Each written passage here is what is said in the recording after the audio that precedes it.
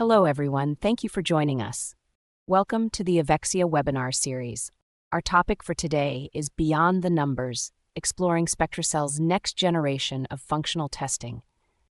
Today, we have the distinct pleasure of being joined by an exciting guest, Xavier Sandoval, who will be our presenter for this webinar. Xavier Sandoval is an accomplished healthcare business development executive with over 30 years of experience spanning medicine, investments, technology, and strategic sales leadership.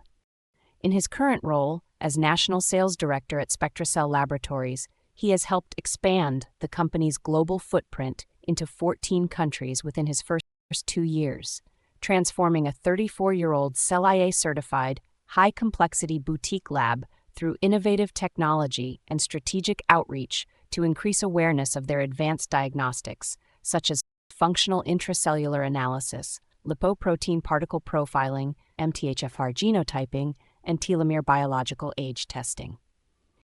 He is a Houston, Texas native and Rice University honors graduate with a BA in Biomedical Sciences, pre-med. He brings a dynamic blend of clinical insight and business acumen with a vast network of healthcare professionals and a proven record of leading revenue-generating initiatives in competitive markets. Without further delay, I will now turn the webinar over to Xavier. Hello and welcome to today's webinar on SpectraCell Laboratories. My name is Xavier Sandoval and I'm the National Sales Director. I'd first like to begin by thanking Avexia for the opportunity to present to you today to help you understand the sophistication and unique aspects of our lab tests that we offer. For those of you that are not familiar with SpectraCell, we were established in 1993 and we were based here in Houston, Texas. The first test that we began to offer was the MicroNutrient Test. We've also introduced a Lipoprotein Particle Profile for our cardiovascular risk, and we also have 2 molecular tests. One is for MTHFR and the other is for telomeres. Let's begin by talking about micronutrient. This simple slick here has basic and summary information about the test itself, but more importantly, the reason I include it in today's presentation is on the right-hand side, you'll see that there are diagnosis codes for the micronutrient test. That would be for any patients that are hoping to submit their receipt to their insurance payer for reimbursement. These diagnosis codes could be beneficial in helping them get reimbursement for that. When we look at the testing methodology behind the micronutrient test, one, I'd like to begin by saying that I've always felt that the name does not do the test justice. One, because it's a unique test as it is a functional intracellular analysis of the micronutrient uptake into the cells. It's not a static serum-based test that you might be accustomed to from receiving from other laboratories. The reason we are able to do that is because it's an analysis of proliferation of the T cells as we introduce them into a perfect environment that was developed by Dr. Shive at the University of Texas in Austin back in the early 90s. What we're doing is we're measuring their growth rate in this perfect world, if you will, and then performing the test 31 different times in triplicate, and each time removing a particular analyte to measure the cell's growth in the absence of that micronutrient, and then comparing that to the original proliferation in the perfect world to determine if the cell has a functional deficiency or a borderline deficiency.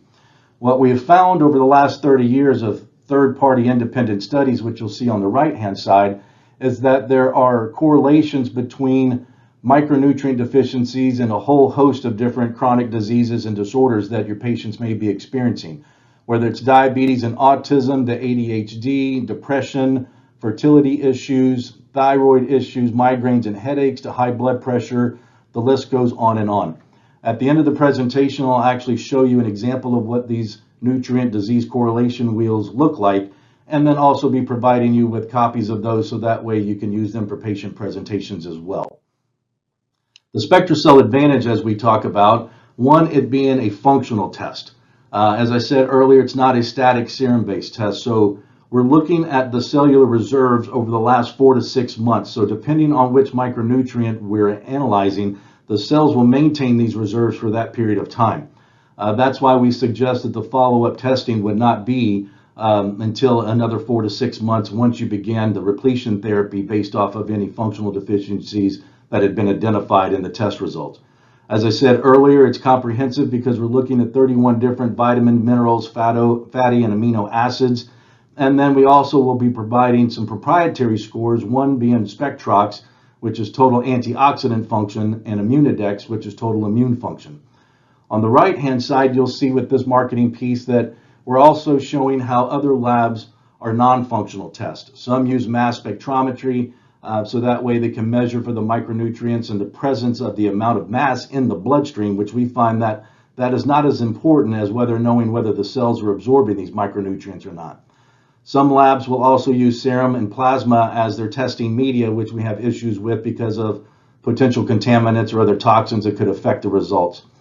Other labs may be using a red blood cell analysis, which red blood cells, as you know, are non-nucleated and you can't stimulate them to grow like we do the T cells. So this is a great piece for you to use when it comes to education and marketing for your patients to understand the difference between the SpectraCell test and other tests that they think that they've may had in the past that were called micronutrient tests but were very different from what we provide. When we look at the functional aspect of the SpectraCell micronutrient test, as I said earlier, we provide two proprietary scores. One is SpectraCell's and Immunidex, but we also will provide carbohydrate metabolism scores for glucose-insulin interaction and also fructose sensitivity. This piece here will describe it a little bit more in detail about Immunidex and the importance of the immune system. For those of you that are aware, post-COVID, most patients are concerned about how their immune system is functioning and whether they're going to be protected from acquiring COVID once again, or RSV, or a simple cold and flu. So this Immunidex score is extremely important to know how well your patient's immune system is functioning.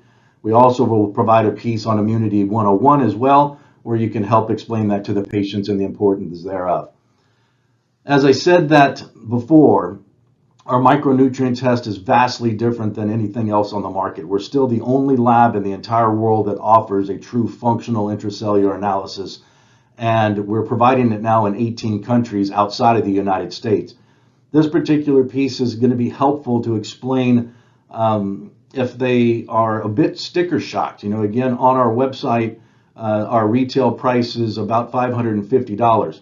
But when you look at the individual micronutrients that we're analyzing, 31 of them that is, you're only able to go to various labs throughout the country and get about 23 of these analytes performed. And again, these will be static serum-based results, not a functional result. And of those 23, you can see that the price here is going to be approximately $889. There are several analytes that you cannot even get performed by other labs, and so we really can't put a value on that. And then when we look at the proprietary scores of SpectraCell's, Immunidex, glucose-insulin interaction, and fructose sensitivity, again, there's no way to put a value on it. But let's just say that this test would be, in comparison, about $2,000. So the price that you're getting it at your provider price through Avexia, and then the ability to charge your patients slightly more, that price is up to you. But again, it's still a substantial value of approximately 75% off of what they would be getting if they were to try to do it all individually on their own. Let's talk about the lipoprotein particle profile. So again, a much more sophisticated analysis of a lipid panel. This particular document, again, is providing the second page with the diagnosis codes for those patients that are hoping to get reimbursed by their insurance payer. The LPP advantage, as we call it, means that we are using a process that's known as ultracentrifugation. The centrifuges that exist here in our lab are 24 inches in diameter, and they have a spin rate of approximately 120,000 RPMs. In comparison to a standard centrifuge, it spins between 3,000 and 10,000 RPMs. This is what allows us to actually break down the lipoproteins into their various sizes, count their numbers and their densities of cholesterol to give you a much better indication of what this person's level of risk is in terms of a cardiovascular event, of a stroke, a heart attack, or even death. When we look at MTHFR, for those of you that are familiar with it, you'll understand that these are two genetic mutations that we're testing at C677T and A1298. And then we will provide results on the combinations and what that interpretation will mean as far as the methylation dysfunction that this patient may be experiencing. We know that this leads to cardiovascular disease due to high homocysteine levels and the cell's inability to detoxify properly when using folate to convert homocysteine to methionine. If the homocysteine levels are rising, then that can become toxic at some point, creating systemic inflammation and then leading to cardiovascular disease, as you can see on the top left, cancers, diabetes, other neurological disorders, miscarriages, fertility, birth defects, Alzheimer's, et cetera, et cetera. So we find that it's extremely important that you run the MTHFR test for all patients that you're running the MNT for, and also the LPP. Knowing whether they have these mutations also will affect the type of repletion therapy when we look at the micronutrient deficiencies as well. They won't be able to take just standard forms of vitamins. You'll need to be recommending methylated forms for these type of patients. I have had conversations with practitioners that tell me, well, they just recommend that all of their patients take methylated forms, where I find an issue with that, where we can actually use evidence-based lab testing to show whether they have it or not, and then what that dysfunction is that's being caused by these mutations, which I'll show you when we get to the actual sample report. Here's some more information on MTHFR if you're not familiar with it and if you haven't been utilizing it in your practice, and then a little bit more on methylation 101 as well, to learn more about how this can help improve your patients' health and wellness by understanding this, but also when looking at their LPP results and their micronutrient test results as well. The fourth test is our telomere. We were the first ones to commercialize telomeres back in 2011. I would say that we were ahead of the game. One, for those of you that aren't familiar with telomeres, simply put, they are the end caps of our DNA chromosomes. Think of them like that small plastic cap that is on your shoelaces. And if you've ever broken that plastic cap, you understand how the shoelace begins to unravel. Same thing is true here with the DNA. Every time the cell divides throughout our lifetime, the telomeres get shorter and shorter and shorter, and eventually there's no more telomere left to cap the DNA. The DNA will unravel and essentially die, which is a natural aging process known as senescence. But we can help slow this process and even reverse it by understanding, one, genetics, but also two, lifestyle indicators that would be attributed to micronutrient status and some other cardiovascular issues that we're looking at with the LPP and the MTHFR. There are no diagnosis codes to get reimbursed for this, but again, this is probably the most popular test that I've found having conversations with healthcare providers across the country like yourself. Talking about that, when they run the micronutrient test, they will find that in presenting the results for functional deficiencies or borderline deficiencies, and then coming up with a care plan on how to replete those deficiencies, patients will understand they may need to introduce natural foods back into their diet that they may not be eating enough of, or proper supplementation to replete those deficiencies as well. The problem is some may not be compliant, so some will and some won't. Same thing is true with the LPP when looking at cardiovascular risk and understanding that they may be at risk of developing some sort of CV event in the near future. But again, trying to get them to change their diets, avoid fatty foods, giving up smoking or alcohol, increasing their exercise, improving their sleep and stress management, all these things. Again, some will, some won't. But when we show them their telomere score, which is essentially a biological age assessment of their cells, and I'll show you in the sample report here in a moment, but it's a 54-year-old test patient that's got the telomere length of someone in their late 70s to early 80s. That is the test that these providers tell us is the most impactful and gets their attention. Now their ears are more open to hearing what you've got to say as far as improving their diets and avoiding certain things to slow this degradation that's accelerated because of the lifestyle that they've been living. Here's an example of the sample reports. Again, they can all be found on our website as well, but they're included here in this presentation as well. So the left-hand side is going to be the summary at a glance, if you will. This is going to be the functional deficiencies on the top section, and then the borderline deficiencies in the second section. For those functional deficiencies that we've identified, we will also provide you with suggested supplementation, the amount that needs to be taken daily and for how long. You'll find out here that there's a disclaimer regarding the recommended daily allowances, and having conversations with dietitian and nutritionists, they typically will say, wow, these levels seem to be a bit excessive, but they have to be. This hyper supplementation for this repletion therapy needs to be so because these cells are deficient in these various micronutrients. The other reason I bring this up is at the end of the report, we will also provide supplemental information pages on each one of these functional deficiencies, but we will not do so for the borderline deficiencies. So in this document that you will be able to receive, we will provide you with all of the supplemental information pages. So if you have a patient that's inquiring about, okay, I see that I'm low on copper or glutamine or magnesium, you'll have those supplemental information pages at your disposal to where you can print them for your patients since they did not come provided within the report. Here are the SpectraCell's and Immunodex scores, and then we also will graph their immune function versus others within their age group so they can see how their immune function is functioning either above the line, below the line, and how they need to go about correcting that.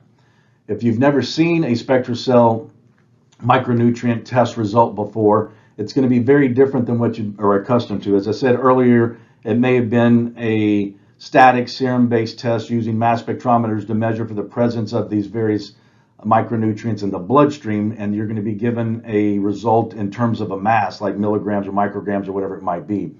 Here, since it's a proliferation assay, our interpretation is going to be on the far right, identifying whether it's deficient or borderline. On the left column to that are the patient's results, and then to the left of that are the reference ranges.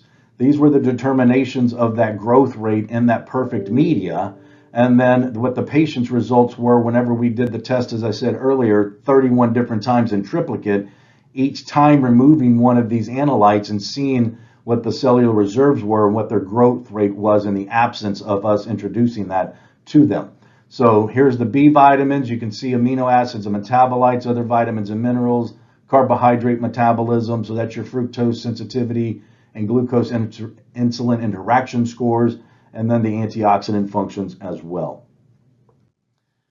We will then also present it in a different form to where you can see these bar graphs showing where the patient's proliferation rates fall within the normal ranges or the borderline ranges or the deficiency ranges. So you can also see, like with vitamin B12, this patient is essentially borderline, if you will. So if you see that they're close to that area, you can also begin repletion therapy for that one as well, since it's getting close to that borderline area. On the right-hand side will be the carbohydrate metabolism scores for that fructose sensitivity and glucose insulin interaction.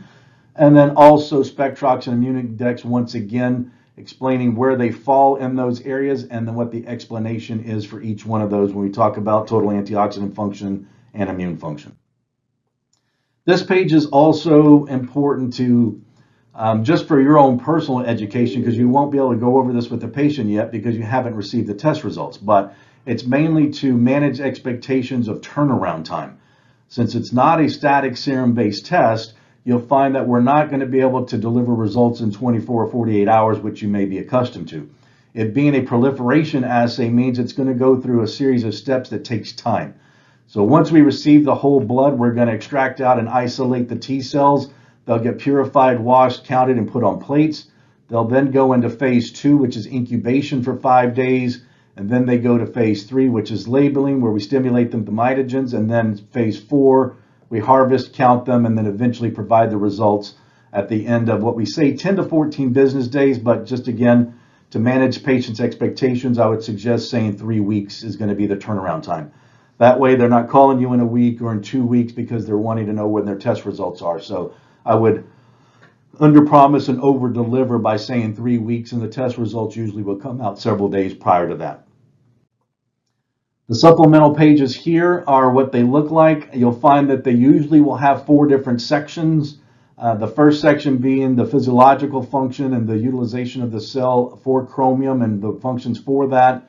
The second section would be for any symptoms that they may be experiencing due to the deficiency. And then sections 3 and 4 for 2 different types of patients, as I call it. You've got the patient that says, okay, doc, tell me what I need to eat more of or introduce into my diet so I can do so. So for chromium, you can see here whether it's broccoli, garlic, potatoes, et cetera, and the amounts each day. Or it's also for a patient that says they can't afford supplements, or maybe they don't like swallowing capsules or pills. This would be the way to go help explain to them how to introduce chromium more back into their diet. The fourth section is the repletion information for the opposite patient on the spectrum. This is the one that doesn't want to give up their McDonald's diet, as I call it, and just says, hey, just tell me what supplements I need to take each day and how many times. So very simple to do and understand these supplemental information pages. You can see B1 has the same look and feel. I'm not going to go through all of those that were in the report. I just wanted to show you these two as an example, and this is what all of the other ones will look like as well. So let's go ahead and get to the cardiovascular test. The lipoprotein particle profile is, as I said, much more sophisticated than a standard lipid panel that you may be accustomed to. The test results on the left-hand side will be broken up into three sections. So the first section are the lipoprotein particle numbers. The second section is the lipid panel that you would be accustomed to, and the third section is for vascular information. So in the lipoprotein particle numbers, we're breaking down through that ultracentrifugation process the LDLs, as we've been all led to believe that there's a such thing as good and bad cholesterol. We beg to differ. We understand that cholesterol is essential for cellular function and for hormone production and other things throughout the body, but it's been given the bad rap as the culprit when it comes to cardiovascular and heart disease. So knowing more than what we will see in the lipid panels, that you'll see that the total cholesterol, triglycerides, HDL, LDL, and we see this LDL is 108, so you wouldn't necessarily be overly concerned with this particular patient given that one particular number. It's the number that we're all taught to pay attention to evaluate patients' risk of cardiovascular heart disease. But again, my opinion on that is that that's the pharmaceutical industry getting their hand into this so that way they'll get more statins prescribed. The other thing that you may not recognize on some of the other labs that provide the lipid panel rather is that it will say LDL-C, meaning that it's calculated. They're not even actually measuring that the amount of the cholesterol within the LDL particles. It's a very simple formula that I say a fifth grader could probably calculate. It's going to be total cholesterol minus your HDL minus 1/5 of your triglycerides is going to give you your calculated LDL. Ours is much more sophisticated, as I said, because we're spinning these down and breaking them up and counting the numbers of the VLDLs, which are the very low density lipoproteins, the remnant lipoproteins, all four classifications of the LDLs, and then the buoyant HDL2As and 2Bs as well. So we also want to know more than what this HDL number is. There are three classifications of HDL, which are 3, 2A, and 2B. Understanding the numbers and which ones that your patients have will also know if the body's performing properly to get the cholesterol collected and excreted from the body. Under the vascular information section, you'll see insulin, high sensitivity C-reactive protein, LP(a), ApoA1 and B, and then homocysteine. So going back to this homocysteine results, we can see that they have hyperhomocysteemia at a 12.3. If you haven't already ran the MTHFR, it would be a good idea to do so. It would be a good explanation of why they've got this elevated homocysteine level. We take this information and we graph it on the second page, and you'll see on the bottom left, the key starts on the smallest and most dangerous of the lipoproteins, the VLDLs, and then we travel across to the right, you'll see the IDLs and the intermediary density lipoproteins, and then all four classifications of LDL. And then to the far right, you'll see HDL3, 2A, and 2B. So once we graph this, you can see that this patient is actually spiking at VLDL2. These are extremely dangerous lipoproteins because of their size. They're able to penetrate the arterial intima much easier and to begin to do their damage. So this patient would have been missed at that 108 LDL number, but we're seeing here that their risk is much higher from some sort of CV event in the near future. On the last page, we will go through explanations on each one of these categories. Let's look at remnant lipoprotein, for instance. It says this is a highly atherogenic lipoprotein causing platelet aggregation and impairs vascular relaxation. The important thing to note here is that it says that the treatment for high remnant lipoproteins are omega-3 fatty acids, not statins. Statins are only going to be affected on small, dense LDLs, but not on remnant lipoproteins. So an omega-3 fatty acid introduction to this patient's diet would be the most effective. Skipping down to LP little a, same thing is true. It says this unique lipoprotein is particularly dangerous because it inhibits the formation of plasmin, which is an enzyme to dissolve blood clots. Same thing is true here. Statins are not going to be effective on reducing the LP little a numbers. You're looking at niacin, cysteine, CoQ10, and even vitamin C as an introduction for an effective treatment for high LP little a numbers. So these are all given to us as recommendations from the National Cholesterol program that I'll show you here on the next slides. Understanding the ultracentrifugation process and what you may be familiar with. I've had practitioners say, well, I get LPPs done at Boston Heart or at Cleveland. And again, it's not the same type of test, just like micronutrient tests done at other labs that use mass spectrometry or erythrocytes or the plasma or serum for their testing. It's not the same as our micronutrient test, and the same is true here. Our ultracentrifugation process, which you see on the right-hand side on that table to show a side-by-side comparison, will show how NMR technology actually damages the cells and can give you higher readings than normal to give you a false positive of the risk that this patient is having. So we've got more information on this. If you inquire, we can always provide that to you through Avexia as well. This is a great piece just to have on hand. A lot of practitioners like to print this and laminate it to go over this with patients to help them understand the differences of the small LDLs, the remnant lipoproteins, the LP little a's, but also the HDLs, understanding that they have a high number of HDL3, but that's not necessarily great because they need to be converted from 2A to 2B as they travel throughout the body to collect the cholesterol for excretion. So looking at our LPP results on the previous screen, you would be able to understand that. So a great piece for educational purposes. When we look at the telomeres, I normally say this is it's not as fun as looking at the micronutrient or the LPP with a lot of information and a lot of colors. It's one simple score, which is the average telomere length. So as I said earlier, this test patient is 54 years old. They've got an average telomere length of 6,000 bases or 6 kilobases. When we plot that on the graph below, you can see where they are within their age group. And then as we travel to the right, that telomere length would be for someone, as I said earlier, in their late 70s to early 80s. This patient is 54 years old. This is what gets their attention, as I said. And then we will also provide you with a percentile of their telomere score to others within their relative age decade as well.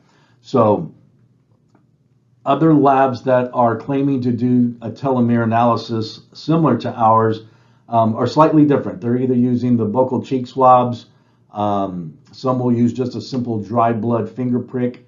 Others are saliva-based where they have you spit in a cup. That's all fine and dandy if you want to know what the telomere lengths are within your mouth.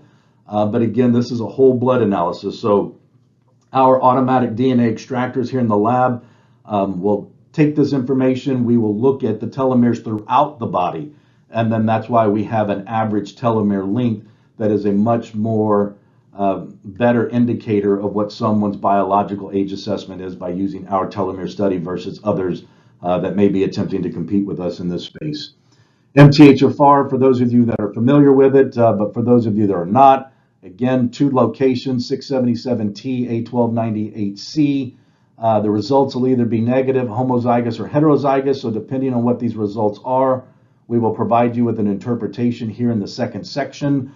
So with this combination, you'll find this patient has a decreased enzyme activity, 30% of normal activity. So increased levels of homocysteine and an increased risk of cardiovascular disease or thrombosis. The third section here goes into a little bit more information about that as well. So that way you can explain to your patient what their test results are. The next pieces are, again, for provider education, but you can also be beneficial for your patients' education as well. When we're looking at the nutrient functions, what their potentials are, what they do, where they're found, and then any symptoms or problems that may be associated with the deficiencies. So this is for all 31 analytes on 2 pages, but the one that is next here is the most popular of our pieces. Whether it's over-the-counter or prescription medications, when you're doing your medication reconciliation with your patients, this will already give you an indication of where they may have some deficiencies falling. So whether it's simple antacids that they may be taking, if they've had antibiotics due to infections or whatever they may have experienced, cholesterol drugs, antidepressants, NSAIDs and anti-inflammatories on the right-hand side, diuretics, cardiovascular drugs, diabetic drugs as well. So if you've got a patient taking metformin, they're most likely going to be deficient in CoQ10, B12, and folic acid. So we provide testing for professional and collegiate sports teams, the NFL, the NBA, Major League Baseball, Major League Soccer, the NHL, PGA, Olympians, triathletes, and with these professional organizations, we work with these athletes, personal chefs and team dietitians, and they always come back and go, how can these athletes possibly have these deficiencies when we are monitoring their diets so perfectly? And a lot of times it comes back to this, these athletes are taking antacids or they're taking some NSAIDs for inflammation or whatever it might be. But this is also true for the average person. So these are, and like I said, this is one of the most popular pieces that practitioners like to share with their patients to help explain why they have deficiencies. Maybe you've got a client or a patient that says, doc, I eat cleanly, I eat organically, I avoid tobacco and alcohol, I get great sleep, I reduce my, et cetera, et cetera, et cetera. How can this be possible? It's going to probably come back to this particular 2 pages as well. This is just an example to show you that in this PDF that you can request of this presentation, these are all of the supplemental information pages from alpha lipoic acid all the way down. So this is not full screen, but again, they're there so that way on that patient that had those borderline deficiencies of either glutamine or chromium or magnesium, you can print it for them since it wasn't included in their report. Again, showing what they look like, similar to the ones that I showed you earlier. All same, like I said, look and feel as far as the information that it's providing. Lastly, and to conclude, we're looking at these nutrient correlations and these deficiencies that are causing what we have found to be a high significant rate of these various diseases and disorders within our population. So whether it's anxiety or depression or diabetes and autism, the list goes on and on. There's about 30 of these disease correlation wheels. Again, these are not based on anything that SpectraCell has done. These are those third-party independent studies done over the last 30 years that have drawn these conclusions, and then we've merely just created these correlation wheels based on all those various studies and findings. This is just the 4 of them, but like I said, there's about 30 of them that will be included in the PDF if you choose to request that from Avexia. The other thing too is we've created, besides those 4 core tests that I've already previously showed you, we've created some what we call wellness panels. These are mainly for what is trending on social media, especially since post-COVID. People are interested in their immune system function. People are more aware of mental health and illnesses and issues. People are interested in energy optimization or weight management and optimization. So we created 4 wellness panels that are essentially that. They're merely derivatives of the micronutrient test. We will still run the full 31 analyte assay, but we're only going to print the micronutrients that are associated with it. So I'll just use this one as an example. Our mental health wellness panel will provide the scores for these micronutrients for anxiety and these micronutrients for depression. And we will also include these 2 correlation wheels at the end of the report.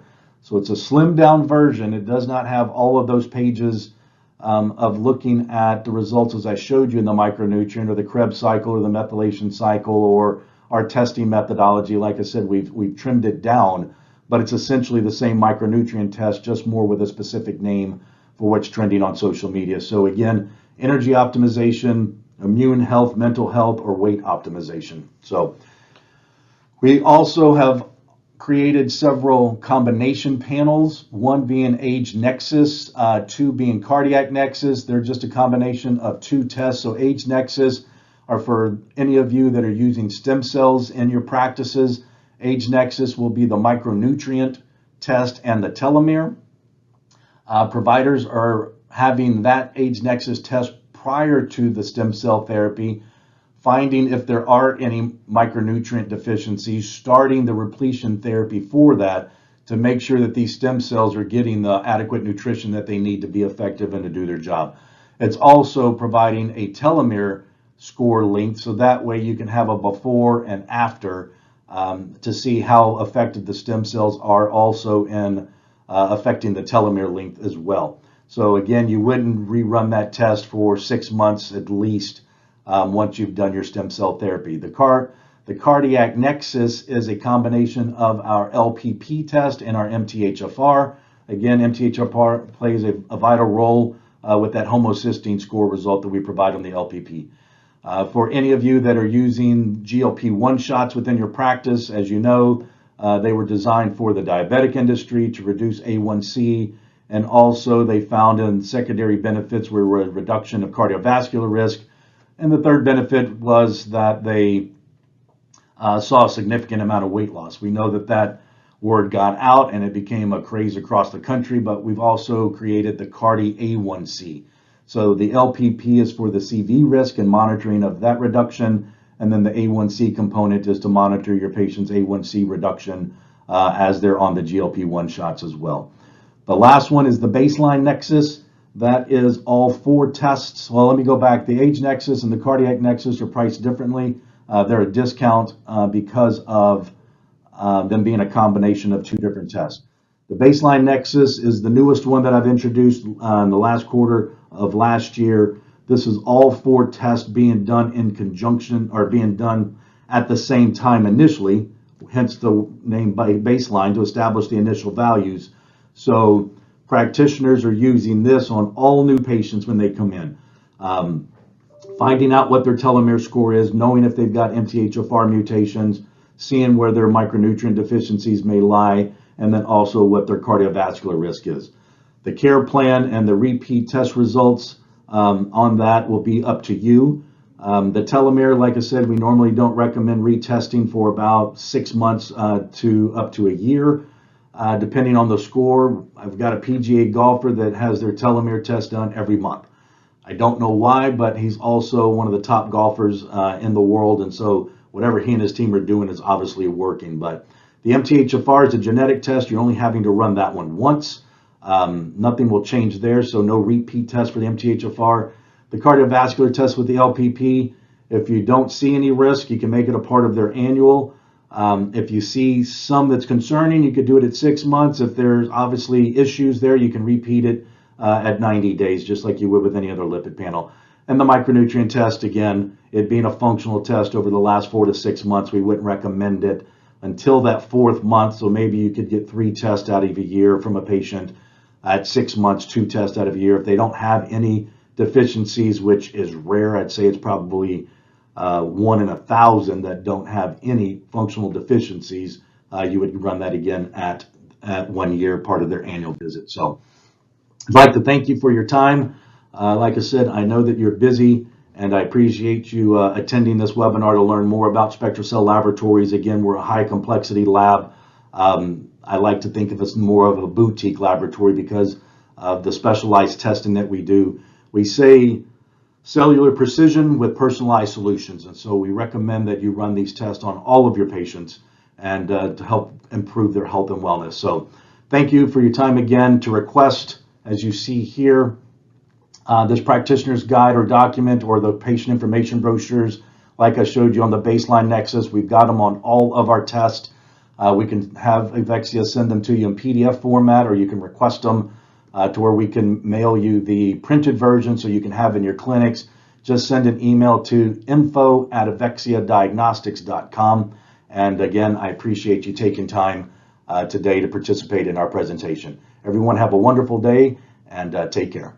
For any questions or issues, you may contact Avexia Diagnostics by email at info@avexiadiagnostics.com or by phone 5 days a week at extended hours, 8 a.m. to 8 p.m. Eastern Time at 888-852-2723. Thank you, Xavier, for this informative presentation. Thank you again for joining us for this webinar event. Until next time, from everyone at Avexia Diagnostics and SpectraCell, stay healthy, stay safe, and we wish you all the best on your pathway to wellness.